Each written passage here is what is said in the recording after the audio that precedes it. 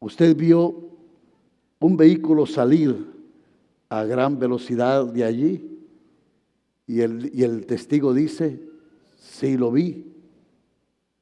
Usted vio a los hombres que se montaron en ese vehículo y el testigo dice, sí lo vi. Son esos dos hombres que están ahí. En ese momento, los acusados sellaron su destino. Tenemos que admitirlo. Vamos a estar hablando acerca de la culpa hoy. Y la verdad es que todos en un momento de nuestra vida tenemos que decir con mucha honestidad, yo lo hice. Yo lo hice. Santiago capítulo 2, versículo 10. Santiago, un apóstol que siempre ponía el dedo en la llaga, él decía esto, porque cualquiera que guardare toda la ley, pero ofendiere en un punto, se hace culpable de todos. Wow, porque cualquiera que guardare toda la ley, pero ofendiere en un punto, se hace responsable de todo. Obviamente, cuando se trata de la forma en que evaluamos la culpabilidad, hay diferentes grados de culpa. Algunos admiten un crimen que merecen todo. Un abuso contra una niña y todavía la matan. Decimos, qué horrendo, ese merece un castigo horrible. O alguien que solo robó poco. Pero nosotros tendemos a clasificar la culpa que cada quien puede tener. Ahora bien, hoy estamos hablando acerca de la justicia de Dios y reconociendo el hecho de que para Dios todos los pecados son iguales y que un solo pecado, como dice Santiago, basta. Podemos cometer varios en nuestra vida, pero tropezamos y nos hacemos culpables. Y lo cierto es que todos hemos pecado, todos hemos estado en el mismo barco. Así que vamos a tratar juntos este tema y reconocer que Dios tiene la respuesta, algunas veces a las cuales nosotros no las tenemos. Así que esta mañana, o esta tarde más bien, vamos a hablar acerca de qué es la culpa. ¿Cuál es la diferencia entre la verdadera culpa y otra clase de culpa? Vamos a hablar también acerca de cómo nuestra forma de tratar la culpa es una forma diferente a cómo Dios trata la culpa. Así es que vamos al primer punto. ¿Qué es culpa? ¿Qué es culpa? Todos sabemos lo que se siente. El rey David decía en el Salmo 51:3, porque yo reconozco mis rebeliones y mi pecado está siempre delante de mí. Él había cometido pecado, sentía tanto remordimiento, tanta vergüenza, que no podía dejar de pensar en eso. Donde él estuviera, adelante, iba ese pensamiento de culpa. Hay una versión que dice ahí, mi culpa me ha abrumado como una carga muy pesada para llevar. Y todos conocemos ese sentimiento abrumador de culpa, de carga, de ese sentimiento. Espero que nadie se dé cuenta de lo que he hecho. Y estamos pensando, Espero que nadie me haya visto. Todos conocemos este sentimiento abrumador de carga, pero eso es todo lo que tenemos que decir de la culpa.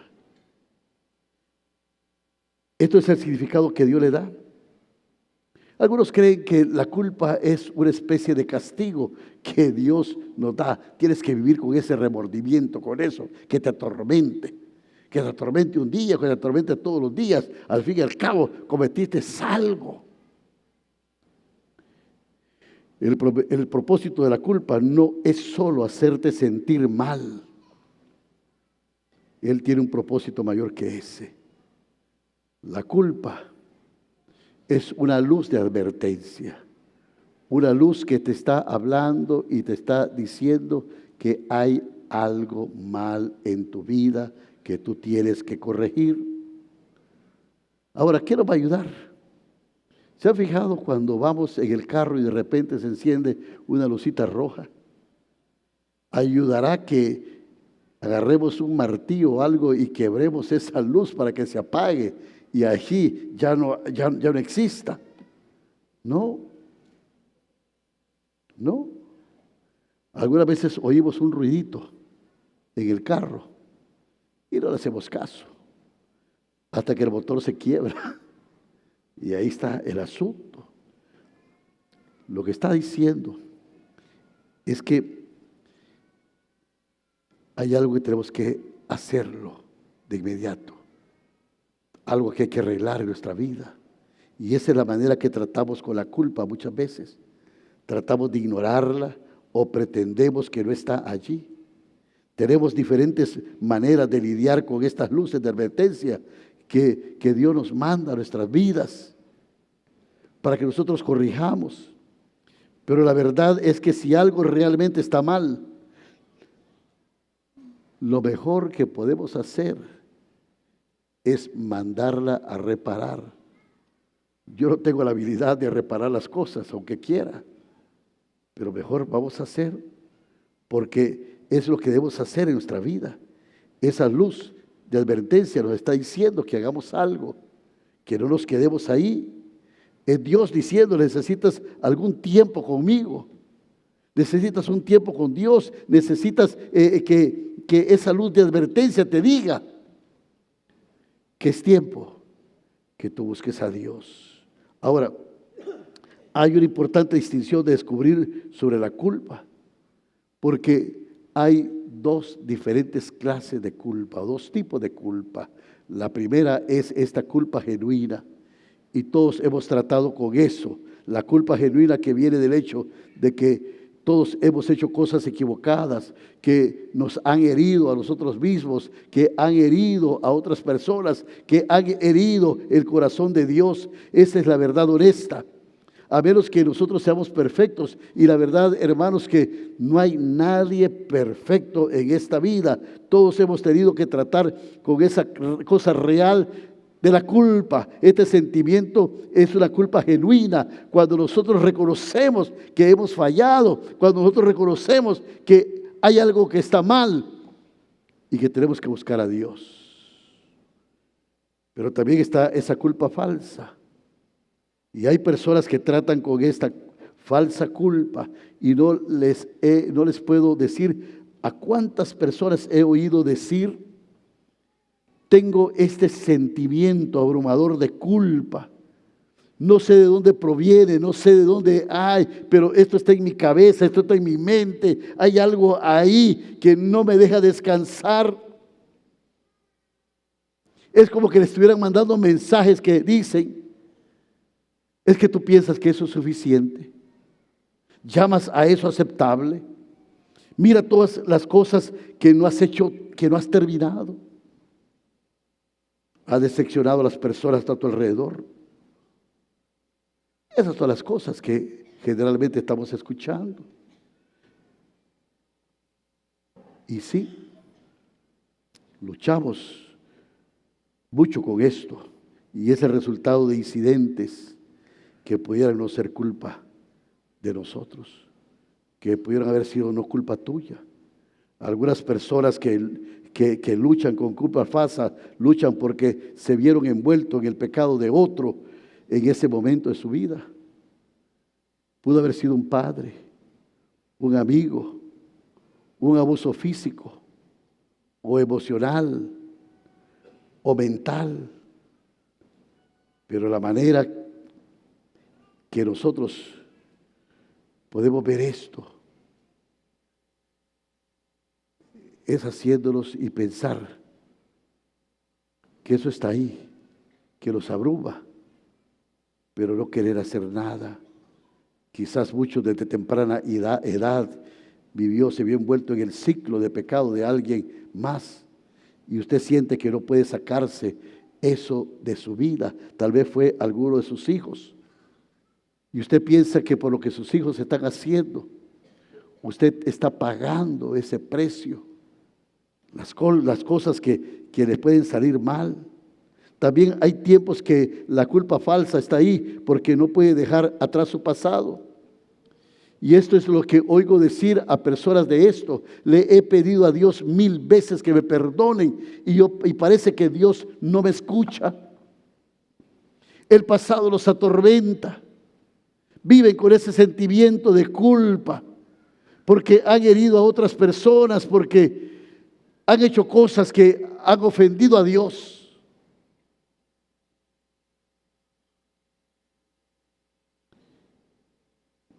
Y están con esos sentimientos. Me duele decir que tenemos que entender esto, porque la culpa falsa está de moda en las iglesias. Y esta falsa culpa produce más paredes que puertas. Nos encierra y no nos deja salir. Estamos ahí embotellados con esos pensamientos que nos abruman, que ni siquiera nos dejan dormir pensando en estas cosas. Y muy atrás en el Nuevo Testamento, en el libro de Gálatas, Pablo les habla a algunas personas que están luchando con la culpa falsa, tratando de hacerse sentir mejor ellos mismos, haciendo las cosas que a ellos les parecían buenas.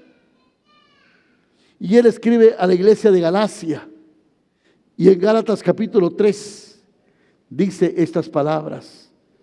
Gálatas 3 capítulo 1, déjeme leerlo en la NTV, porque dice así: oh, hay Gálatas tontos. La Reina Valera 60 dice: oh, Gálatas insensatos. Pero hay una versión que todavía más fuerte dice: oh, Gálatas estúpidos. Pero mire, Pablo usa esta expresión y dice: ay, Gálatas tontos. ¿Quién los ha hechizado? Pues el significado de la muerte de Jesucristo se les explicó con tanta claridad como si lo hubieran visto morir en la cruz. ¿Cómo se les explicó lo que Cristo hizo en la cruz? Y el versículo 2 sigue diciendo: déjenme hacerles una pregunta. ¿Recibieron al Espíritu Santo por obedecer la ley de Moisés? Claro que no. Recibieron al Espíritu porque creyeron en el mensaje que escucharon acerca de Cristo. Romanos 5:5 dice que la esperanza no avergüenza, porque el Espíritu Santo fue derramado en nuestros corazones cuando nosotros creímos. O sea, que cuando nosotros aceptamos a Cristo como Señor y Salvador, el Espíritu Santo vino a morar en nosotros. Hemos sido sellados con el Espíritu Santo de Dios como pertenencia de Dios. Y entonces ahora Pablo está diciendo a la iglesia de Galacia: ustedes recibieron el Espíritu por las obras que ustedes hicieron. No, claro que no.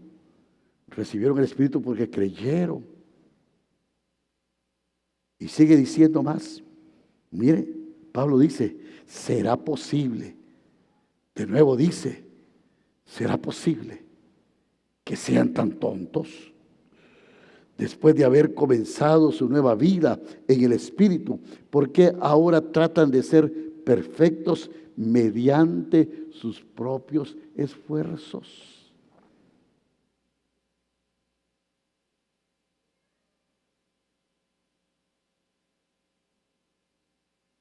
¿Acaso han pasado por tantas experiencias en vano? No puede ser que no les hayan servido de nada. Y luego el versículo 5 dice, vuelvo a preguntarles, ¿acaso Dios le da al Espíritu Santo y hace milagros entre ustedes porque obedecen la ley? Por supuesto que no. Es porque creen en el mensaje que oyeron acerca de Cristo. Resumiendo esto, aquí Pablo les enseña y les dice, ustedes comenzaron la vida en Cristo por el Espíritu, ahora la están tratando de completar con su propio poder. Y eso es tonto, dice el apóstol Pablo. Eso es tonto. Eso es tonto. Pero esa es la señal de lo que pasa cuando tratamos con la culpa falsa. Cuando estamos peleando, estamos pensando que en nuestra propia fuerza lo vamos a lograr, lo vamos a hacer, que somos nosotros los que nos vamos a poder librar. El apóstol mismo Pablo decía, porque el bien que quiero hacer lo hago, pero el mal que no quiero hacer, eso hago. Miserable de mí, gritaba el apóstol Pablo. ¿Quién me puede librar de este cuerpo de muerte? Porque el pecado es como un bulto de muerto que andamos cargando atrás a la espalda. Antiguamente no habían cárceles. La gente tenía que pagar si mataba a alguien.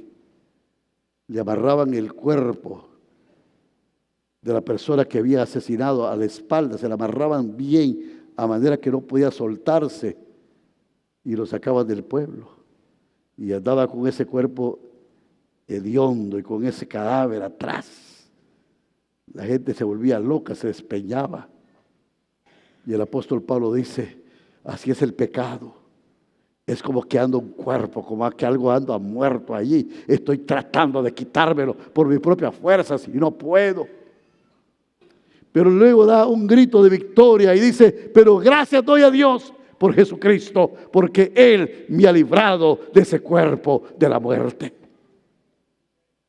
O sea que nuestra culpa y nuestro pecado no es por nuestros propios esfuerzos, sino por la gracia de Dios.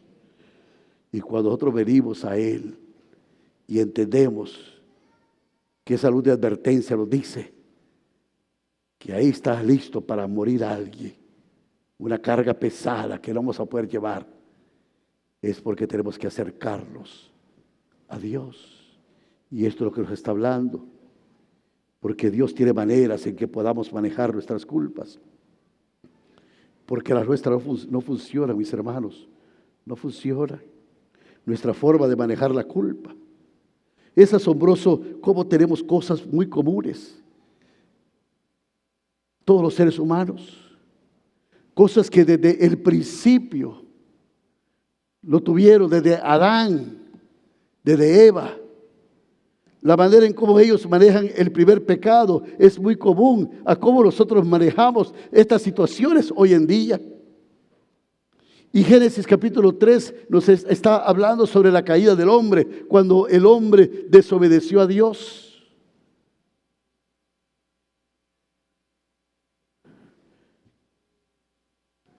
Y déjenme decirles antes de que Dios hizo toda la creación y todo lo hizo bello y hermoso. Pero cuando Él forma al hombre y a la mujer, ellos fueron el objeto, el centro del amor de Dios. Todo lo creado, Dios lo hizo para que nosotros lo disfrutáramos. Dios hizo los colores y nos dio los ojos para que lo viéramos. Los animales pueden ver dos colores, nosotros podemos ver una gama de colores. Dios creó la música, la puso en las aves, en el susurro de los pinos, en el viento, y nos dio los oídos. Y lo que más me gusta a mí, hizo la comida, ese chanchito hornado, y nos dio el olfato, y nos dio el gusto. Dios lo hizo todo, y el hombre fue objeto del amor de Dios. Pero Dios no quería que el hombre respondiera a ese amor como lo hacen las aves, como lo hace alguien autónomo. Así es que Dios le dio algo al hombre, le dio la libertad de escoger. Y el hombre escogió alejarse de Dios, alejarse de Dios. Dios le dijo: de todo puedes comer aquí. Era bien sencillo, solo este árbol. Había toda clase de cosas, solo una cosa no podía hacer. ¿Y por qué hizo Dios eso? Porque Dios quería que ese amor fuera respondido, que ese amor fuera aceptado, que ese amor fuera correspondido, no por imposición, sino porque queríamos hacerlo. Pero el hombre no quiso hacer eso. Corrió, se alejó, murió espiritualmente, se separó de Dios. Y ahora carga con la culpa. Y Dios va por el huerto del Edén llamando a Adán: Adán, Adán, ¿dónde estás, Adán?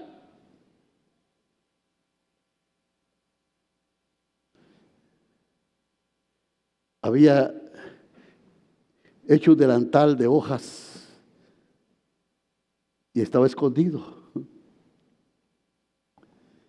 Y mire 3 maneras que hay indicativas aquí, de la forma como respondieron y la forma en que respondemos hoy en día también. Número 1, muchas veces respondemos con vergüenza. Respondemos con vergüenza. Nos sentimos mal acerca de eso. Si piensa que se puede sentir lo suficiente mal a estas cosas por algo que ha hecho, estamos tratando de querer arreglar las cosas y todavía lo hacemos peor. Yo recuerdo que iba con un compañero de la universidad y estábamos pasando por la facultad de odontología. Y mi compañero que llevaba a la par, que era de aquí de San Pedro también, me dijo, vi un póster y me dijo: mira esto. Mira ahora el material que está saliendo para los dientes. Qué espectacular, qué lindo. Y yo dije, bueno, dije yo, pero los dentistas de aquí de Honduras, ¿qué van a saber de esto si son tan malos? Estoy viendo a la universidad a ver de dónde. Pero yo fui del dentista la semana pasada. Y qué dentista más chambón el que me tocó, le dije yo. Y me dice: ¿cómo se llama? Y le di el nombre y me dijo: es mi papá. Es cuando uno quiere que la tierra se lo trague, ¿verdad? Pero lo peor del caso es que queriendo arreglar las cosas, me fue peor porque dije otra tontera.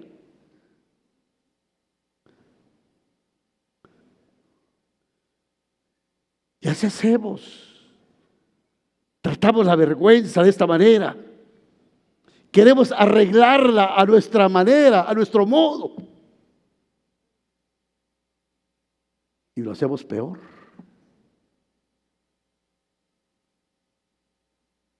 Me escondí. Esconderse. Se escondieron entre los árboles, es número 2. Se escondieron entre los árboles como que si Dios no los podía ver ahí. Eso es como querer poner el dedo en la lucita roja ahí que nos está diciendo que algo está mal en el carro. Queremos esconder el problema como que si eso pudiera ser. Y así lo tratamos. Pero ellos trataron eso. Se escondieron. Y número 3, algo que nunca falla. Y es echarse la culpa o echarle la culpa a otro. Eso es lo que pasa. Culpar a otro. Esta es muy popular. Es una historia trágico-humorística la que pasa en Génesis. Tienes a Adán ahí parado. Tienes a Eva. Y tienes a la serpiente delante de Dios. Y Dios pregunta, ajá, ¿y qué pasó aquí? Y Adán dice, la culpa no la tengo yo. La culpa la tiene esta mujer, esta esposa que tú me diste. Mi esposa tiene la culpa, pastor. Señalamos a otro. Nunca queremos ser culpables. Es que ella fue la que me dio de comer de la fruta. Yo no quería ni comer, pero ella me insistió. Y la mujer dice, no, yo no tengo la culpa. Fue la serpiente. Y la serpiente ya no tiene dónde señalar, ¿verdad? Así que queda ahí. Queda ahí. Es muy fácil tratar de culpar a otros para salir de las cosas malas que nos han sucedido. Todos hacemos esto. Pero Dios tiene una manera para tratar de la culpa. Porque la forma en que nosotros queremos tratar la culpa es muy diferente. Mire,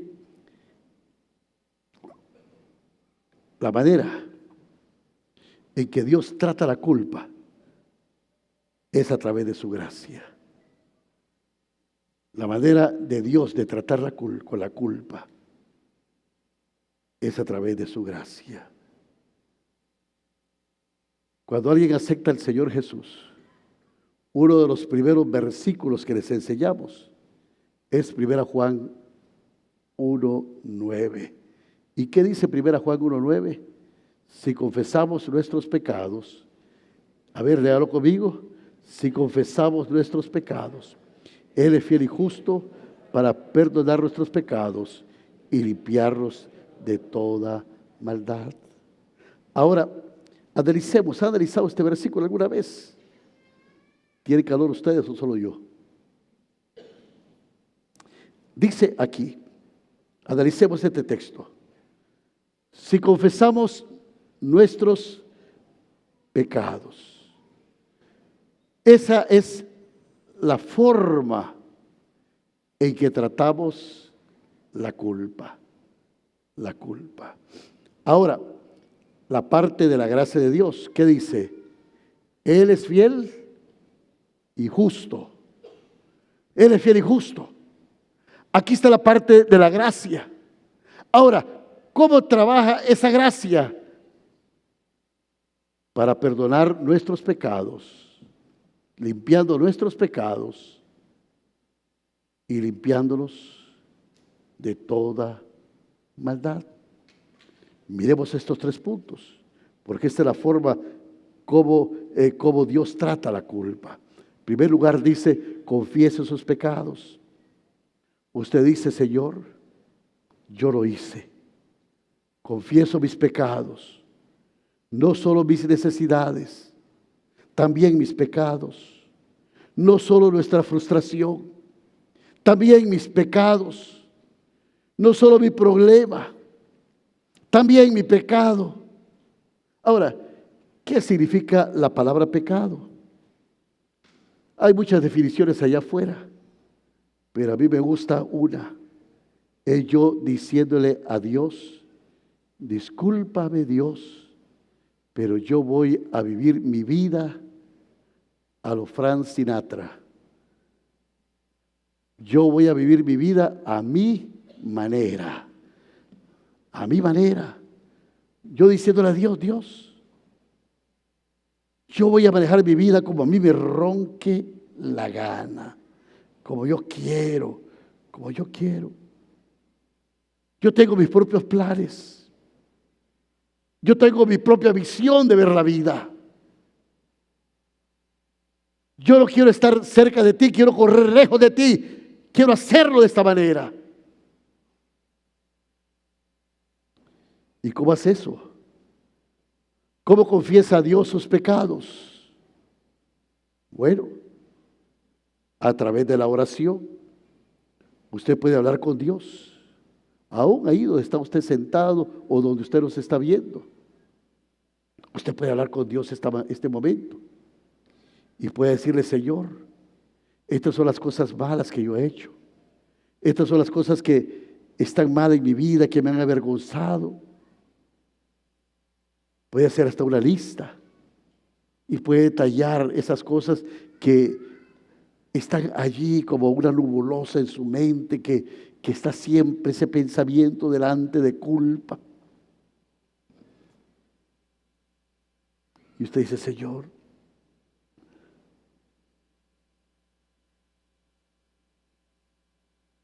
tú eres fiel y justo para perdonar mis pecados.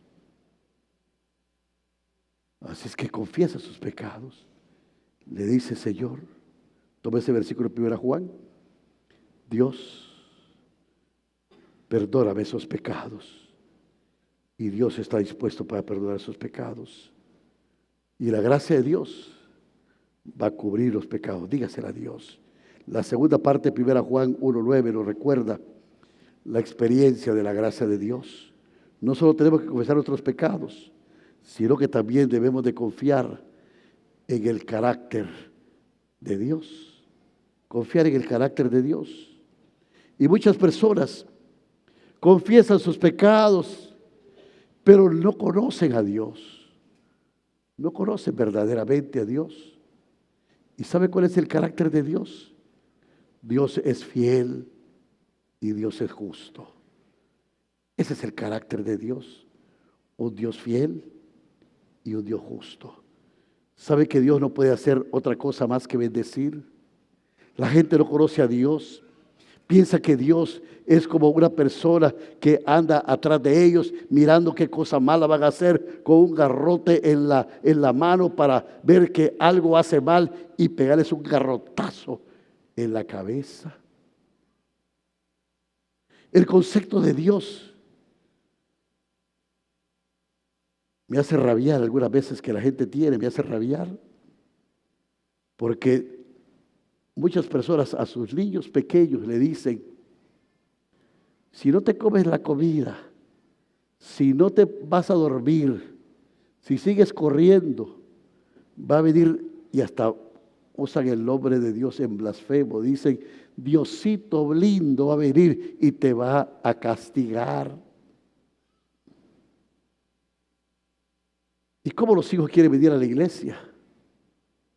Si el Dios que se habla en la casa es un Dios castigador, es un Dios que va a andar allí para zamaquear a la gente. No, ese no es el carácter de Dios. Dios es amor. Dios es fiel, Dios es justo. Y cuando tú empiezas a ver y a sentir ese amor de Dios, esa bondad de Dios, entonces tú te vas a poder acercar a ese Dios, porque no es un Dios que está queriendo lastimarte, es un Dios que quiere bendecirte. Algunas personas me han dicho: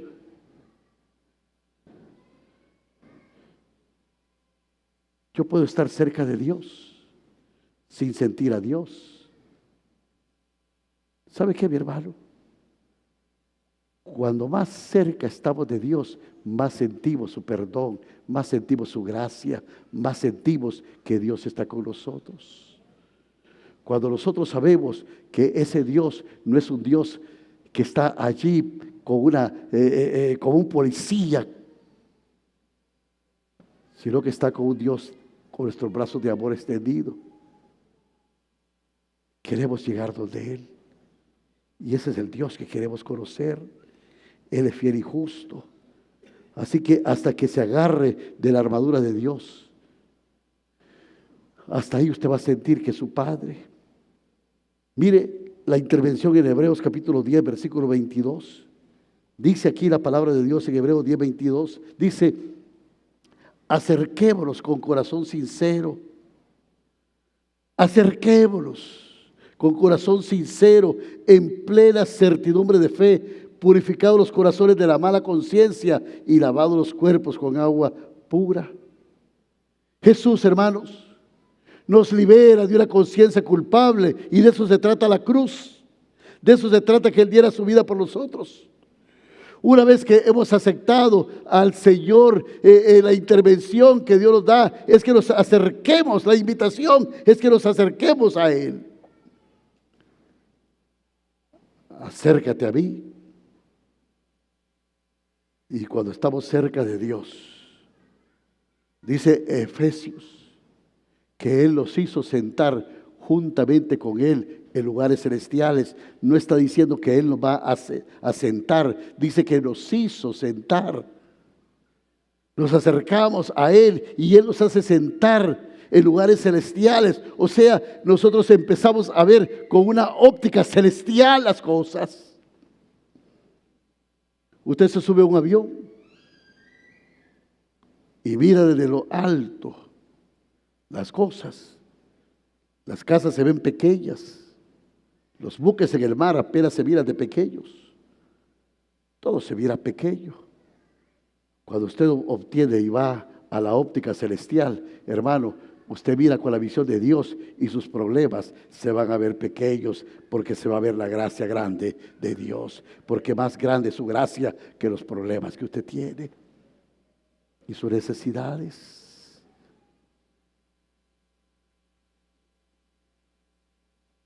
Y número 3, acepta el perdón de Dios. Si confesamos nuestros pecados, Él es fiel y justo. Puede confiar en que Él va a perdonar nuestros pecados, porque el versículo termina diciendo: y nos limpia de toda maldad. Él quiere decir que Él nos va a limpiar de algunos de nuestros pecados, y que Él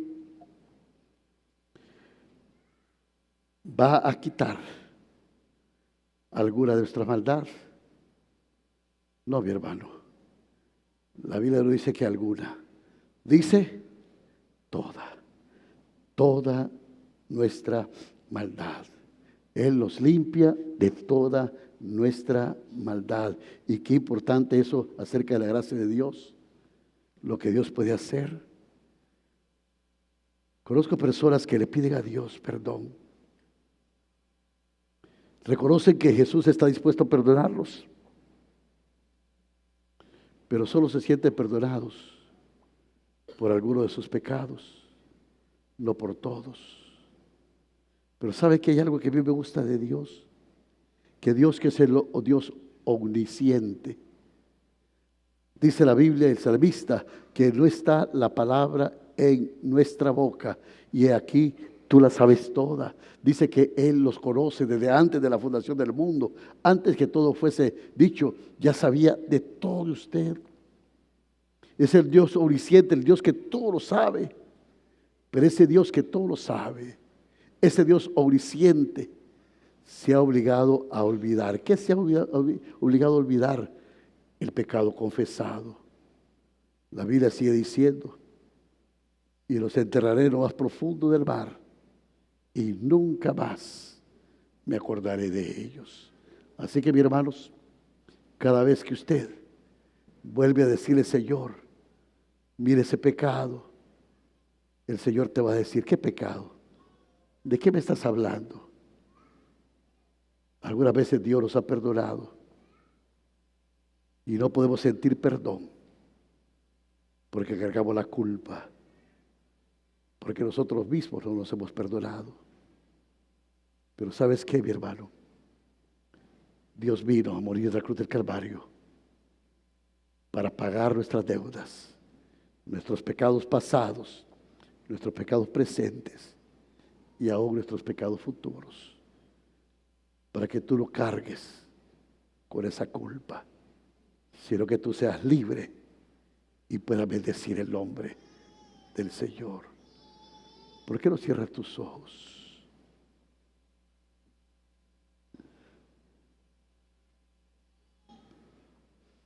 Tome un momento para hablar con Dios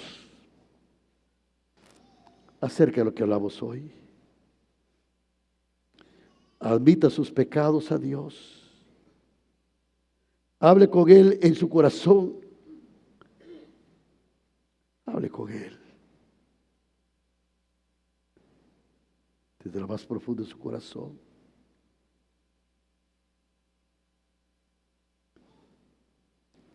Si quiere, repita conmigo esta oración. Dígale algo así.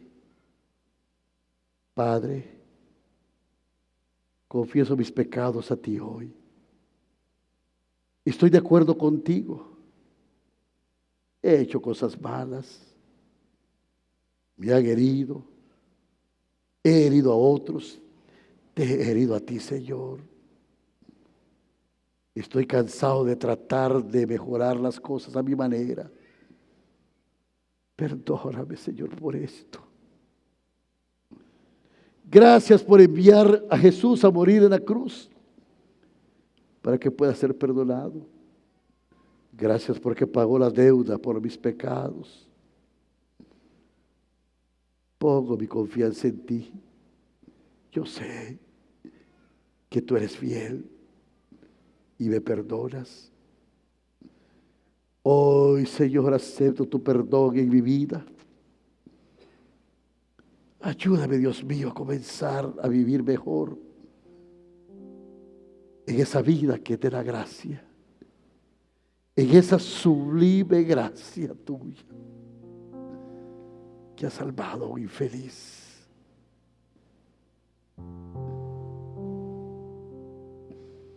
Algunos pudieron haber hecho esta oración hace mucho tiempo, pero siento que necesitan orar esta mañana. Dígale: Padre, ayúdame a vivir tu vida por gracia y no por culpa. Ayúdame a poner un pie en el aire fresco de tu espíritu y de tu gracia hoy. Que esa frescura, Padre, de esa gracia bendita, de ese abrazo de amor tierno,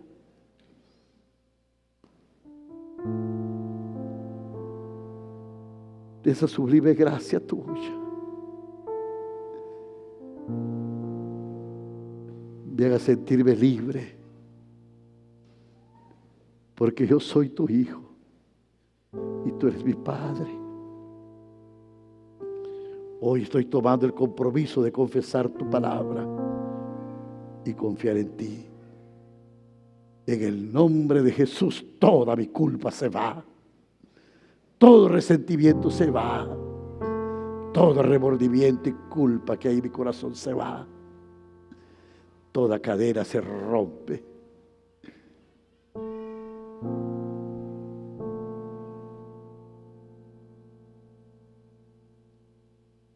Gracias, Jesús.